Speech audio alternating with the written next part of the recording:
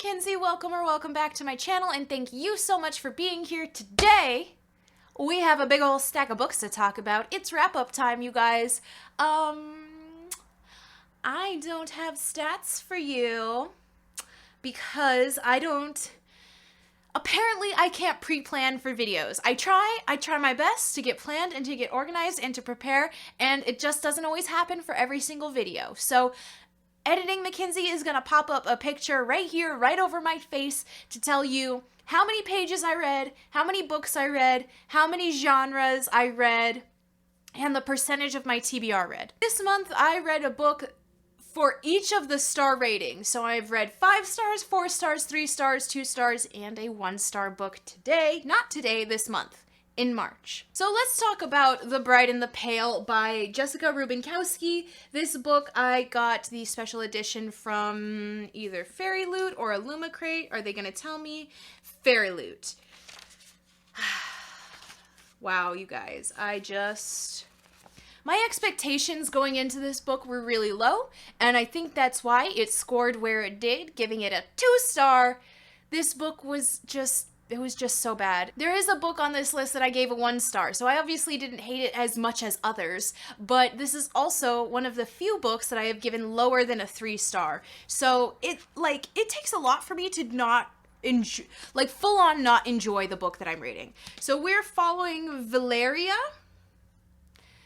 Dude, this story was so garbage. I remember talking to you guys about this book and how I thought it was gonna feel like when the crows from Six of Crows stole into the ice palace. That's kind of what it was feeling like. Dude, no, it's garbage.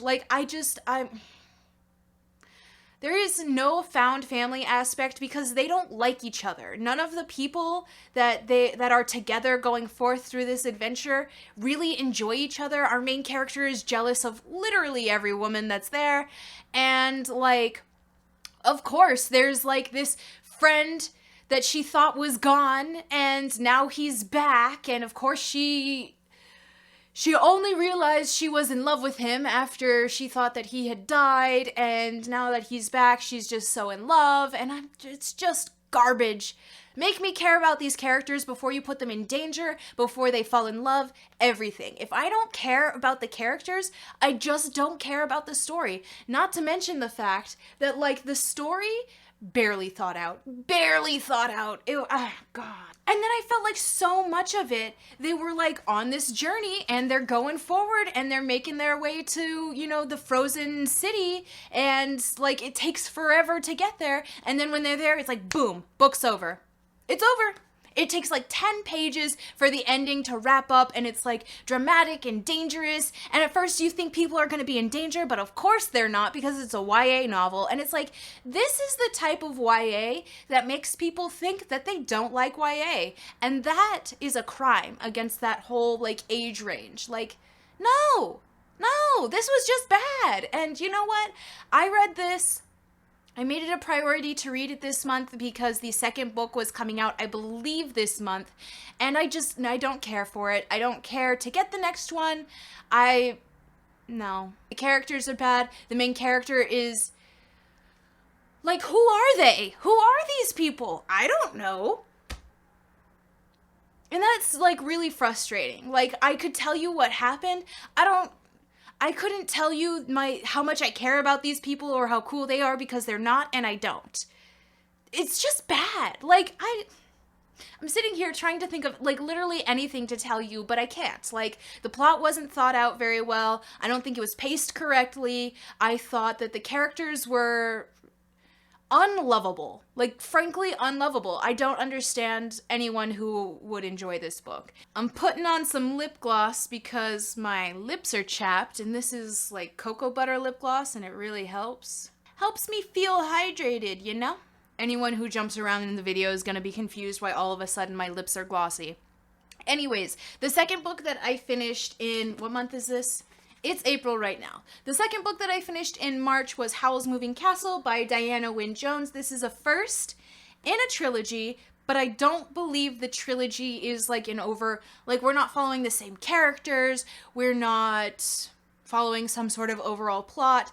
I think you could just read them as individual installments of like a magical world. I gave this book 4 stars. I read this for my Howls Moving Castle book v movie. I will link that in the cards above because I really enjoyed this book. I think it is very special, and I feel like while this is technically a middle grade, I feel like this is not done very well for that audience. I think that it has so much undertone about it and things that just aren't explained fully, that more so a YA reader or an adult would enjoy this more. Not to mention the fact that Sophie is 19, and so she doesn't really like cater to a younger audience. Like, her thought process isn't younger. It's a really good book. I really enjoyed it. I really, like I said, there's a lot of undertones about the magic and about her relationship with Howl and this world and like her own magic. Like, it's so cool. So Sophie is a woman. She's 19 years old. She works at her family's hat shop, and she gets cursed by the Witch of the Waste for what she doesn't know yet. And her curse is that now she is an old woman. From being 19, now she looks like an old woman, and she decides to run away, basically, because she needs to figure out, 1, how to get turned back, and 2, she doesn't want to be around her family when they don't recognize her. And that is such an adult feeling. Like, I don't understand if a child would understand why Sophie wants to leave. Sophie already feels like she's not important to her family, and to not be recognized, to feel like she is forgotten, would totally crush her.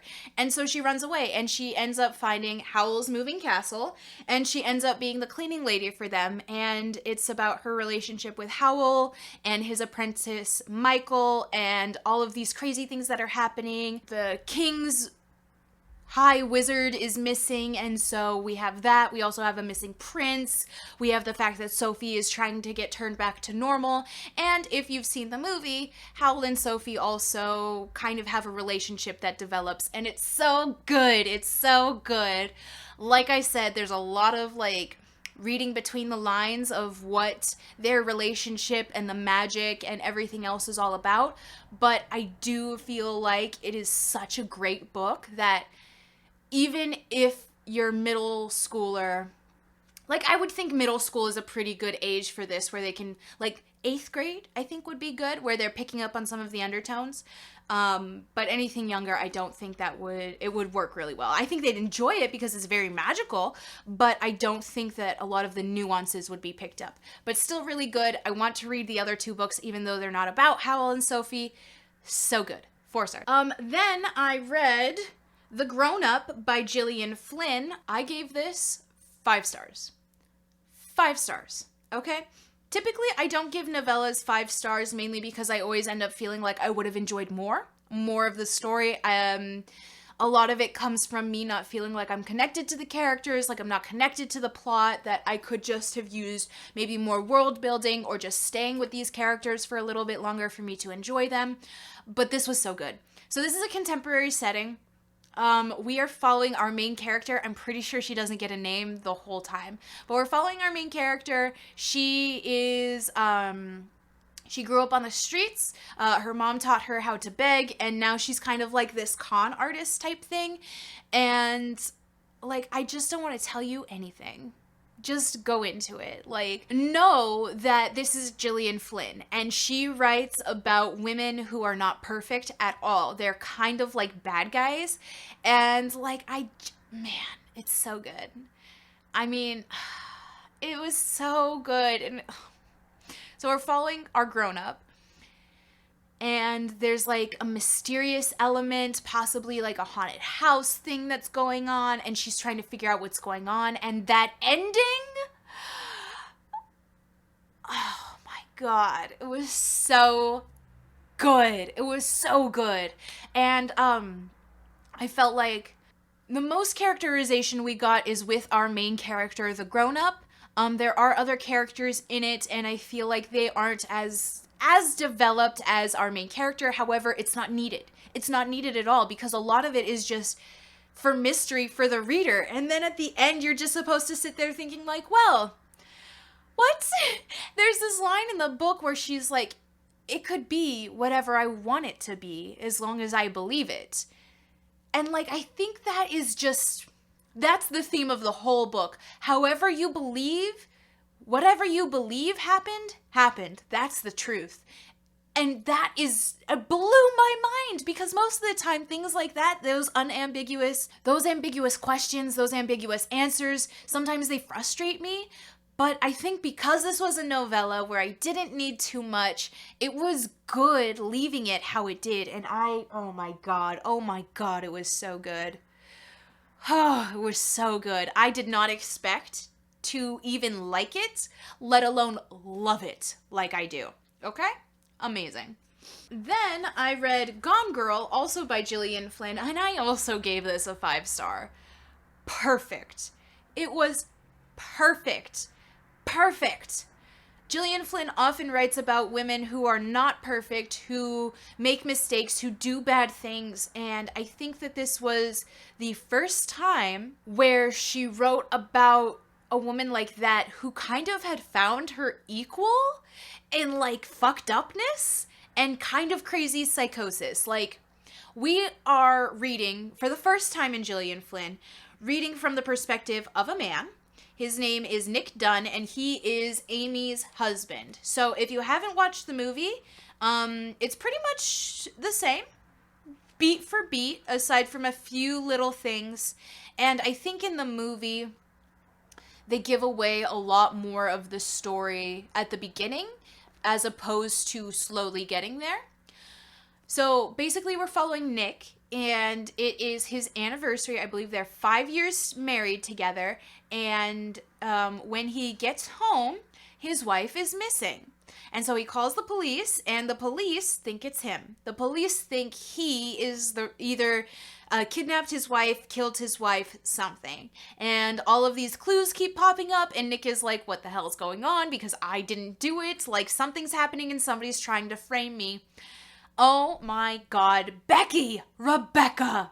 It's so good. Oh my God, I wouldn't change a single thing. And I think that's what changes a 4-star to a 5-star, is whether or not I would change anything in the book. And this was so freaking perfect. And like, I feel like this gave a little bit more about Nick and how kind of crazy and psychotic he is to want to be with Amy, to have been with her in the first place, and then all of the shit that he did. It was a little bit rough because Nick is definitely, he was raised by a misogynist, a sexist, an awful man, and he's a mama's boy. However, he also hates all women that aren't his mom. And like, so it's a little bit hard to read from his perspective, but his comeuppance, like, this was one of those times where in her other 2 books, Dark Places and Sharp Objects, it felt like we were just reading from the perspective of traumatized women, and it just sucked, and their life sucked. But this was like our psychotic, traumatized, unperfect woman finding her man, and he's kind of a douche, so he's gonna get his comeuppance.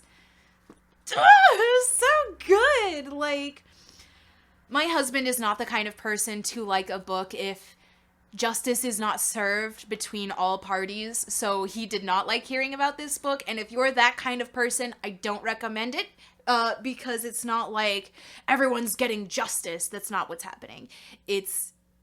But you know, it's great. It's great. Like, of all the Gillian Flynns, this and the Grownup are amazing. Perfect. Love Gillian Flynn.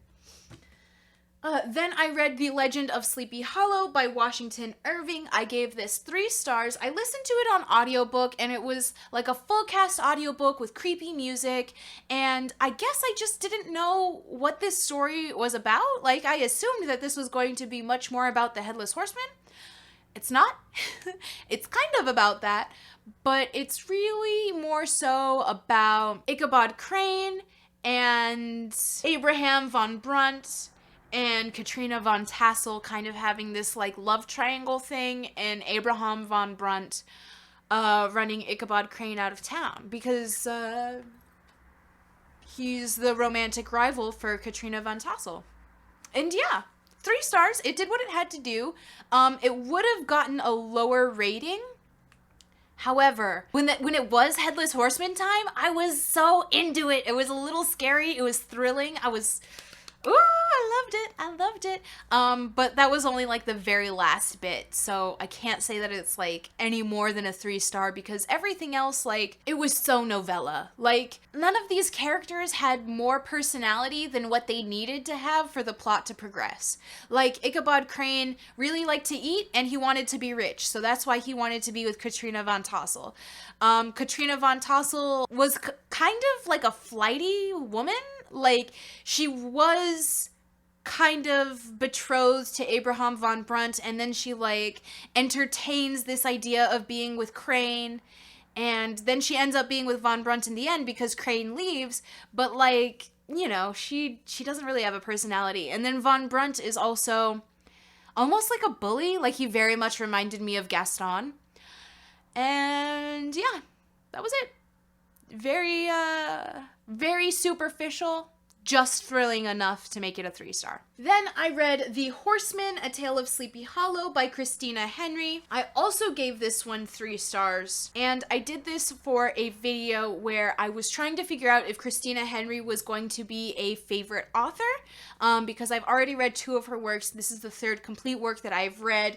I gave this a 3 stars, and I think that I was just kind of disappointed in where it went. And I think that's where the 3 stars came from, because this is a really good book. I think if you go in without any expectation at all, you will have a really good time. However, I went in with a ton of expectation about what I wanted everything to be and how I wanted it all to be resolved, and it didn't resolve in the way that I wanted it to. Not like it was a bad resolution, because it was really good, but I wanted it to do something different, and it didn't do that, so I was disappointed. In this one, we are following Abraham von Brunt's grandson, Ben, and this is basically like 30 years after the events of Sleepy Hollow took place, and like some magical crap is going on. Like, Ben finds the headless body of a child in the woods, and he's like, what the hell is going on? You guys said that the horseman wasn't real, and now people are losing heads.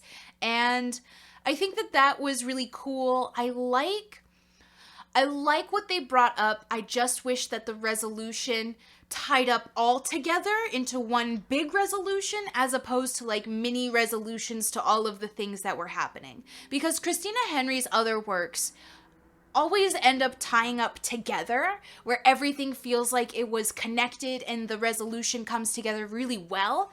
But I feel like this was just a bunch of small resolutions, and like, why? Because it wasn't like we got a resolution and then 20 more pages and then another resolution and then we're broken up like that. It was like resolution is happening in the last 2 chapters, and like they're all separate resolutions. I don't know.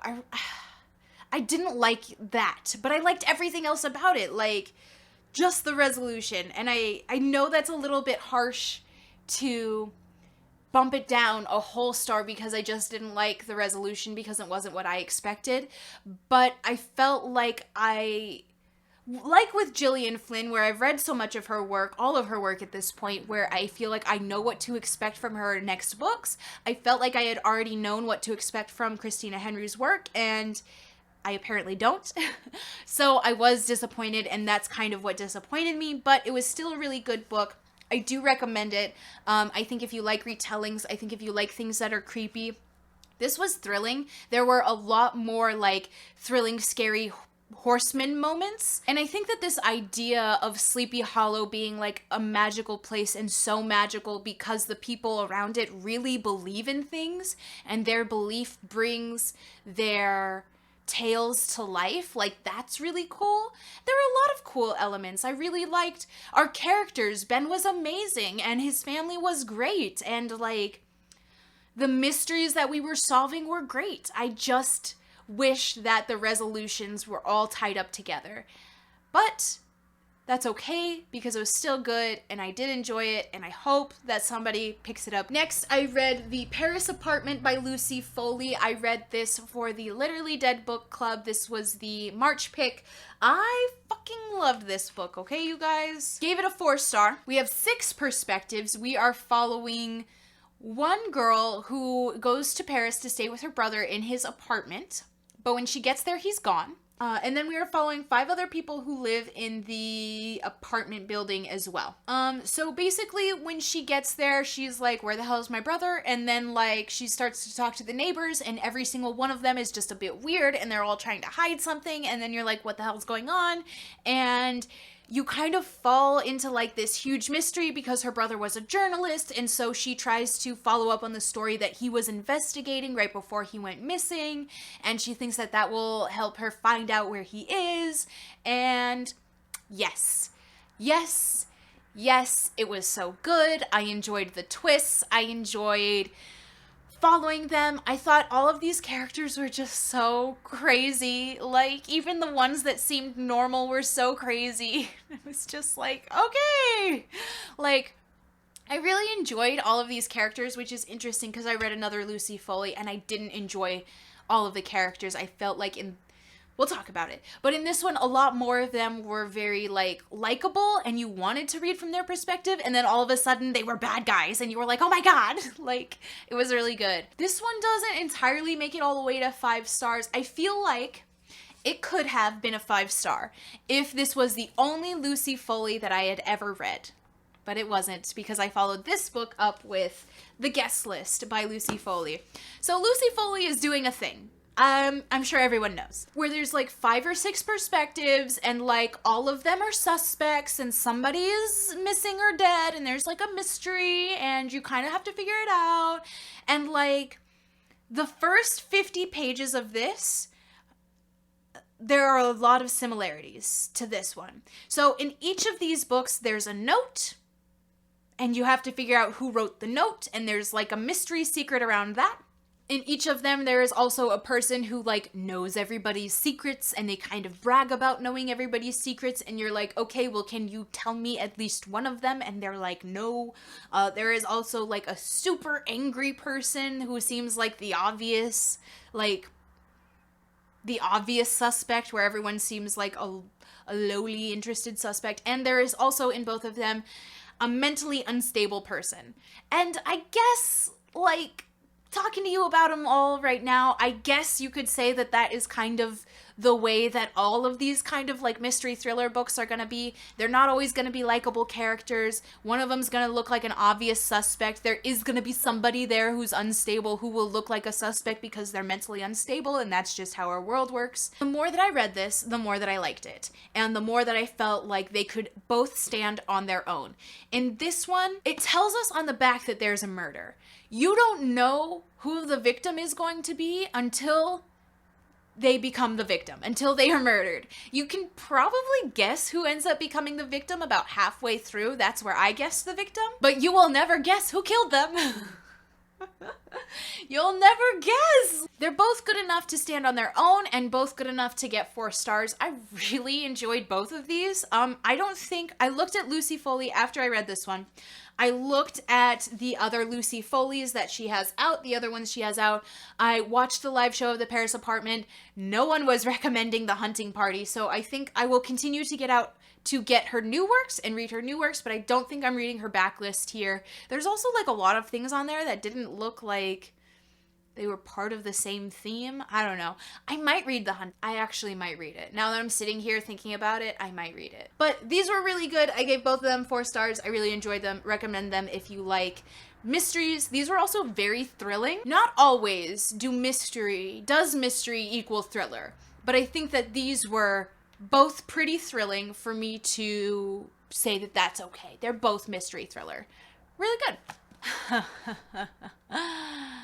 Are you ready? Next up is coming up my 1-star book. Would you like to guess in the comments what that book would be? I'll sit here and wait. If you saw the reading vlog, you know exactly which one it is. How dare you make me read an 800-page book for 20 pages of plot? And you know what? I am a character-driven person, a character-driven reader, and if I actually cared about these characters, if Sarah Janet actually made me care about these fucking characters, then maybe I would love reading 750 pages of bullshit. But guess what? I don't. I don't care for these characters at all. I spent a very long time just ranting about how awful these characters are, how Bryce has a personality that shifts with the plot and whatever it needs until about 200 pages in where she just becomes a manipulative, gaslighting girlfriend, and I hate it. I hate it! Why am I supposed to care? Is that really the OTP right now? Fucking a gaslighting girlfriend? And a man who can't stand up for himself? Like, seriously? You want me to believe that the Umbra Mortis is still a very scary guy, and you want to call him an alpha hole every fucking chance you get, but he can't stand up to his gaslighting girlfriend? Bitch. I'm gonna leave it there, because I spent a very long time ranting, and I could continue to rant, but I gave it 1 star, and I'm leaving it in the past. And I'm not gonna lie to you, the last 20 pages where all of the plot happened, it was really exciting for me. And it sucks because I want to know what's going to happen, but I don't want to be around these characters anymore. So if anyone out there who plans on reading the 3rd book is okay with me coming to them in a year and a half after the next book comes out and you just regurgitating the plot to me so I don't have to endure another 800 fucking pages, please don't. Please let me know in the comments. Okay, but now we can end on a very, very positive note because the last 2 books that I read this month were 5-star books. Get out of my face, these were so good. Oh my god. Ah! Stop it! I don't think I told you what the guest list was about. Really quick, let's go back. I don't think I told you what House of Earth and Blood is about either, but you know what? We're leaving that in the past. The guest list is about a couple. They are getting married on an isle in the Scottish Isle, somewhere near Ireland on an isle, and they're getting married. And we're following like all of these people who know them, and someone dies. And you don't know who it is, and you don't know who kills them.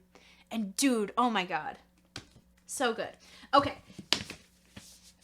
Back to The Cruel Prince. I read The Cruel Prince and the Wicked King by Holly Black. I gave both of these 5 stars. I read this one in a day, and I read this one in a day and a half. Oh my freaking god, you guys. Okay. These are BookTube darlings for a reason. And girl, if you haven't read them, I don't want to just blanket recommend them. Because it is not an enemies to lovers, not until this book, where I feel like both of them are more on the same, like they both have power over each other, enough power within their own world, in their own right, to be equals. In this one, they don't. This is a bully romance, and if you don't like bully romances, you're just not gonna like this. With a caveat that I don't like a heterosexual relationship where it is a bully romance. I only like gay relationships and lesbian queer relationships where they're bully romances, and I don't know why. I don't know why, but I do. But I don't like heterosexual ones. I don't like when a man is bullying a woman. It just feels like the real world, and no one likes that. But I feel like there is enough fire in Jude and enough of her to want to fight back where it doesn't feel like she's just letting him shit all over her. Like, it's just so good. Okay, so Jude and her sisters are taken from the mortal realm to fairyland to be raised there by Maddox, who is a redcap. Like, this world is so amazing. Like, we're talking about, like, real fairies. Like, redcaps who murder and need to dip their hat in blood. Kind of, like, real shit fairies. They can't lie, they tell the truth, but they're manipulative little beings, and they steal people from the human realm as slaves. Like, it's a dark world. It's a dark time. And I'm loving every fucking second of it. It's so good. And Jude is just out here being a badass. She's like, you know what? It is officially time to pop out my friggin' fan, alright? Jude's like, you know what? I am not taking your shit, Carden. I am gonna be a badass. And you know what she fucking is? She fucking is. It's amazing. Like, She's so cool. And it's not like she's just perfect either. Like, she's not. She practices and she tries. She is fully aware that she is mortal and that she is in a position constantly to be, like, attacked. And, like, she is the underdog and she is in more danger than anyone else in this whole world.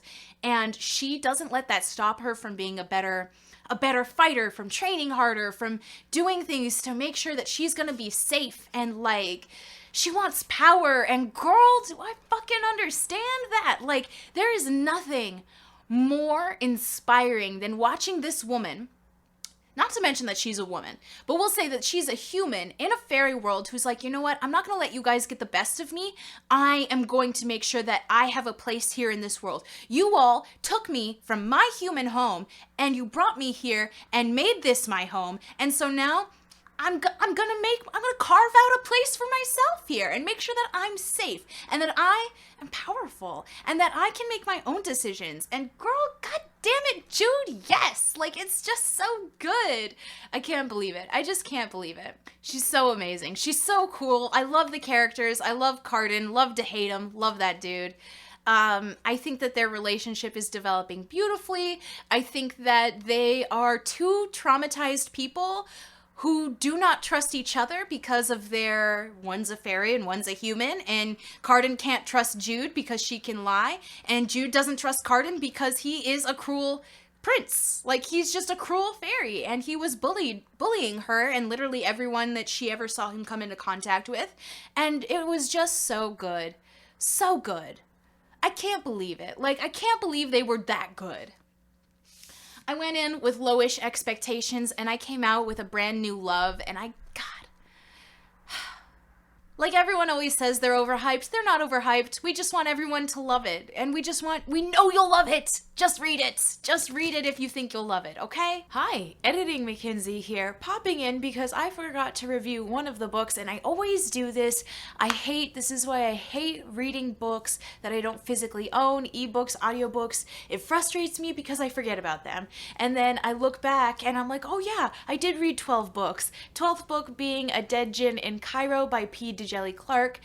This is a novella. I read it as an ebook. I really enjoyed this book. I gave it a 4 stars. I thought it was really good. It wasn't absolutely perfect, but I think that kind of was the point, because my issue with it was I would have loved a longer story. But because this is the first of a series, there are 3 novellas, I believe, and then the novel, which is A Master of Djinn. So my plan is to read all of the short stories leading up to A Master of Djinn, and I think that this did a very good job that a first in a series needs to do, which is give me a taste of the world, make me interested, invested, wanting to come back for more. I really enjoyed the characters. I thought that there was like just a splash of their personalities, and we didn't get to know a lot about them, but I feel like I knew who they were and they were fun to be around. The mystery was interesting because it is a brand new, like, fictionalized world. There wasn't like a lot for me to kind of hold on to in regards to clues and then try and figure out who did it. It was more of those where you just kind of had to go with the ride, and the ride is going to tell you about the world building, which is just such a cool way to introduce a world with a mystery through the eyes of detectives and all these different kinds of creatures that are around. There's angels and djinn, and I'm pretty sure our main character was human, but like, who knows? They could not have been. It was really interesting. I really enjoyed it. Our main character was a treat. I really just wanted more. So I will send you back to the past so we can wrap up this video. Are you ready? What? All right. If I start reading any more in the month, oh my god, it ran into my face. If I start reading any more in a month, I'm not going to be able to hold them in a pile for you guys anymore. All right, so that was my wrap up. Tell me in the comments down below what was your favorite read of this month and also your most disappointing read of the month. Tell me both down in the comments. I'd love to hear from you. I hope you enjoyed this video. I hope you have a good rest of your day, and I hope to see you in the next one. Bye!